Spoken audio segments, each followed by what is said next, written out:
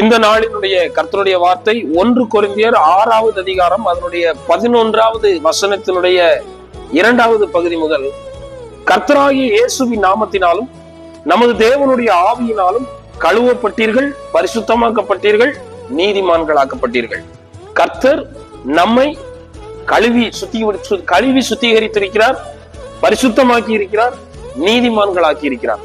கர்த்தர் யாரையெல்லாம் கழுவினாரோ அவர்களை கர்த்தர் பரிசுத்தமாக்கினார், யாரையெல்லாம் பரிசுத்தமாக்கினாரோ அவர்களை நீதிமான்கள் ஆக்கினார்.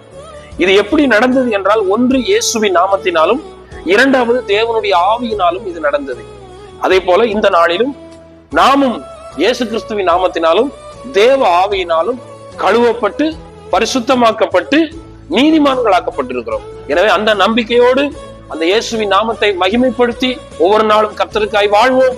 கர்த்தர் இந்த வார்த்தைகளினால் நம்மை ஆசீர்வதிப்பாராக.